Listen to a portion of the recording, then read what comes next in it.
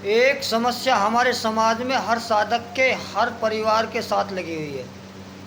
उस समस्या को हम ही पैदा करते हैं और उस समस्या का समाधान भी हमारे पास है। वो कौन सी समस्या है? वो है मन के भाव देव के प्रति समर्पण करके और भूल जाना, यानी कि अपने मन से, अंतःकरण से दरबार में देव स्थान पर जाकर कुछ बोल कबूल करके और उसको भूल जाते हैं। और वो कार्य सफलता मिलने के पश्चात देव शक्ति वो अड़चन पैदा करने लगती है, क्योंकि ऋण तो ऋण है।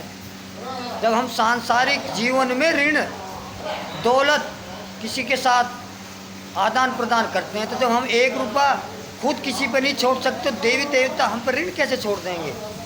उन्होंने तो सुख, शांति और आनंद हमको दिया है। तो इस समस्या से हमारा समाज बहुत जूझा हुआ है। बहुत ही ज़्यादा ये समस्या हमारे समाज के अंदर छाई हुई है। सभी साधकों से, पूरे भारतवर्ष से हाथ जोड़कर विनती और प्रार्थना है, सबसे पहले तो अपने इष्ट पर विश्वास रखें। जो भाग्य में, नसीब में लिखा है उसे कोई नहीं मिट सकता। अगर हमारे भाग्य में कोई वस्तु मिलनी है तो मिलकर रहेगी, कोई भी नहीं छीनेगा। और हमारे नसीब में, हमारे भाग्य में लिखतम नहीं है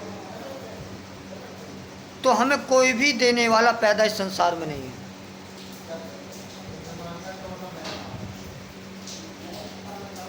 तो जब हमें खुद पर पूर्ण विश्वास, अपने इष्ट पर पूर्ण विश्वास है, चाहे उसमें ब्रह्मा जी हैं, मेरे प्रभु श्री राम हैं, मेरे कन्हैया हैं, मेरी माँ है, विष्णु जी हैं, शंकर जी हैं,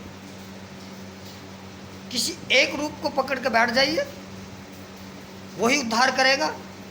हम कन्हैया के दरबार में गए और किसी माता ने या किसी भी नर या नारी तत्व ने कहा कि मेरे पुत्र की नौकरी लग जाए, या मेरे पुत्र का ये कार्य हो जाए, या घर में सुख शांति हो जाए, तुम्हारे जागरण करवाएंगे या प्रसाद चढ़ाएंगे।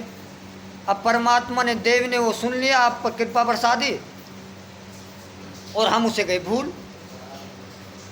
जब हम भूल जाते हैं तो समस्या तो बननी बननी है। परमात्मा ने तो आपकी विनती सुनी, पुकार सुनी, फिर उसे हम भूल गए, उसका ऋण हमारे सिर पर इकट्ठा हो गया, तो क्या होगा? समस्या तो आनी है। इसीलिए कहीं भी दरबार में जाइए, किसी भी स्थान पर जाइए, ये विशेष ध्यान रखिए कि कर्म गति कभी नहीं मिट सकती। कर्म में जो है वो मिलेगा। निष्काम भाव से भजन भक्ति सेवा करिए, तभी जीवन में सार्थकता आएगी, सुख और शांति मिलेगी। और ये विशेष ध्यान रखिए कि हमने किस धाम पर, किस देव का क्या बोल कबूल, क्या ऋण अपने सिर पर रखा है। और तत्काल जब वो कार्य पूर्ण हो जाए, परमात्मा या देव आपकी सुन ले, तो तत्काल उस पूर्ण कार्य को संपूर्ण बदल दीजिए। उनका प्रसाद या उनका जागरण और उनके बोल कबूल को पूरा करिए। कभी कभी ऐसा होता है, हम किसी दरबार में या किसी जागरण में बैठे हुए हैं और हमारे मन में ये भाव जागृत हुए कि हे माता रानी, हे कन्हैया, अगर कोई ऐसी खुशी आ जाए तो मैं भी तेरे दरबार की हाजिरी या तेरा जागरण अपने घर करवाऊं। अंतःकरण में, मन में आ जाती है ये बातें, वो कार्य सफल हो जाता है और हम उस भावों को भूल जाते हैं और फिर हम भटकते फिरते हैं। तो ये छोटी छोटी बातें बहुत बड़ा विषय बन जाती हैं। इन चीज़ों पर हमें खुद पे विश्वास रख कर के, अपनी बातों को ध्यान में रख कर के, तब हमें अग्रकरणी होना है। अन्यथा ये समस्या धीरे धीरे धीरे विराट रूप बना लेती हैं और हम फिर दर दर की ठोकर खाने लगते हैं। उधर गए भक्तों पर, उधर गए भक्तों पर, उधर कुछ मिला इधर कुछ मिला, और ऐसे भटकते भटकते दुख और दरिद्रता में रह जाते हैं। इसलिए सभी से मेरी हाथ जोड़कर विनती प्रार्थना, इन छोटी सी बातों को छोटा मत समझना, बड़ी गहराई का विषय है। इन्हें सोच समझ कर बोल कबूल क्या करें।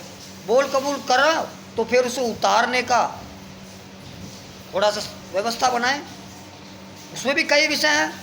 अगर परमात्मा के किसी रूप ने आप पर कृपा कर दी, वो आपका कार्य सफल हो गया, तो परमात्मा तो जब वैष्णव रूप में हमने स्वीकार करा, तो वैष्णव रूप में हमें वो स्वीकार करेगा। जागरण बोल दिया, जागरण में करवाना शुरू किया हमने, तो वहाँ जागरण वाले पीकर दारू मांस मच्छी इस्तेमाल करके जागरण कर रहे हैं। और जो जागरण करवाने वो भी ऐसे ही हैं, जागरण सुनने वाले भी ऐसे हैं। तो वो जागरण सफल कब होगा? हो ही नहीं सकता।